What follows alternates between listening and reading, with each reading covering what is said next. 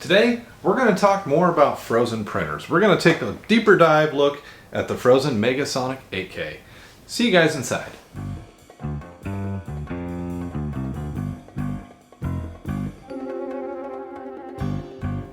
Hey guys, welcome to today's video. Today, as I said, we're going to talk about, again, the frozen Sonic Mega 8K. So this printer, I love it. So, and here's how much I'm going to say I love it is that we invested in a second unit. So, for resin printers, I've never actually invested in two. So, this guy does some really amazing work. And also with frozen aqua gray 8K resin, it does beautiful work. Please go check out some of the prints that I've done out on my Instagram. This printer is responsible for a lot of them. It is easy. The leveling is simple. The firmware upgrades are really, really simple to do. And it has just been a very fantastic printer for my shop. It is consistent. It is strong. And I'm going to talk a little bit more about that. But before I do, if you're new to the channel and curious about 3D printing or anything like that, make sure you hit that subscribe button and join us here as we talk about all kinds of things 3D printing. But also, if you are a current subscriber, thank you for being subscribed. It is greatly appreciated. So, and at the end of the video, if you enjoy the content, make sure you hit that like button. And if you have any questions, whether it's about this printer or 3D printing in general, or you just want to say hi, leave me a comment down below. It really is appreciated. So, back to this printer. So, as you guys can see, it is a very clean, very elegant printer. It is well built, it is strong, it is well ventilated, and very sturdy. It contains a 13-inch resin vat bay, which is huge.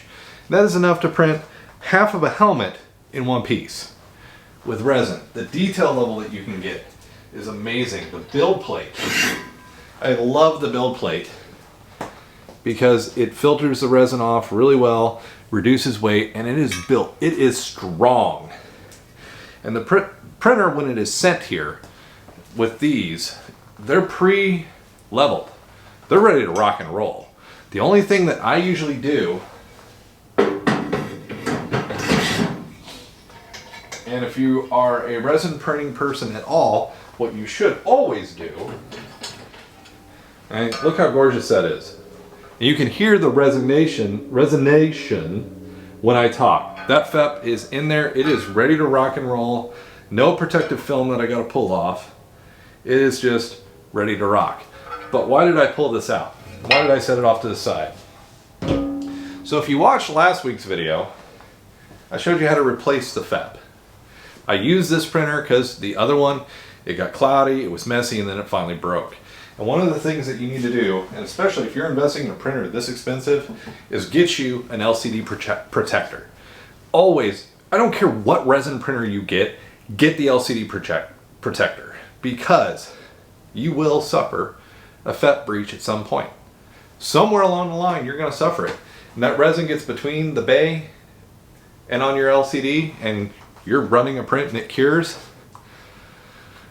Sometimes you can save it, but you may damage the digitizer trying to peel the resin off. You may just, from putting whatever chemical you're on there, may damage it. And also, it's just one of those things, if you get a really bad leak and it gets way down in there, it's just a bad day, period. The screen protectors, yes, they're a little pricey. They sometimes run 20 to 30 bucks for like 2 or 3 of them. But keep in mind when you're doing this, the screen protector, oh, I had a breach. 25 minutes or so for that one to replace the FEP, and then the screen protector just peels off. 5 minutes, your LCD is fine, you're ready to start printing again. So a total of 30 minutes for a FEP breach. Honestly, that's a win-win, man. That's just the way, and a good way to feel good about printing. And it's one of the most critical things that anybody that starts 3D printing should invest in. Just period. Doesn't matter what brand, but just kind of make sure you're taking care of your machine, because an LCD of this machine, I don't want to even think about buying a new one. I just don't want to think about it. The machine is $2,200 on its own, so it is pricey. Plus what you're going to pay for shipping to get the machine here. was pretty hefty because you got to go through customs, you've got all the duties and all that stuff because this machine comes from Taiwan. So it's expensive. It's not cheap to deal with. And getting that LCD and having to pay all that shipping again is a waste of my time when I could have spent a little bit of money and put the LCD protector in. So guys, don't go cheap. If you paid for the machine, you're doing it, make the step. That's simple. So there's me harping for a little bit, but the machine, very well built. I love the touchscreen LCD. The thumb drive, USB port, right on the front. Sometimes bothers me a little bit, because walk by, I accidentally catch it or something. But the machine is ultra quiet, great working. I love that the Z-Rod is heavy steel, not a thin little one like what you see on a lot of FDM printers. So there's a lot of great stuff here. 8K resolution, magnetics for closing the doors. Oftentimes I will put like an Anycubic, the little portable air filters from Anycubic, I'll pop in there and use it. But it says a lot that I'm willing to invest for my 3D printing business and my time in a second one. So they're expensive, they're not cheap. Yes, I probably could have gotten an M3, 2 M3s for the price of what I paid for this. But I love the quality I'm getting from this machine. And the customer service is hard to beat too. The Frozen customer service have done pretty good for me on a lot of the problems that I've had or run into as far as firmware and stuff like that with the slicers. They've always come straight to the game. So, great printer. Shipping time, be ready for a long ship time if you consider this machine. But it's kind of one of those things. Go over, check out my Instagram. There's a lot of dark gray prints, a lot from Great Gamora that I printed. And it just does a beautiful job, and that 13-inch build plate lets me print a lot of big things. So the newest edition of the shop, I'm now running 2 of these, so you're going to see a lot of cool stuff coming.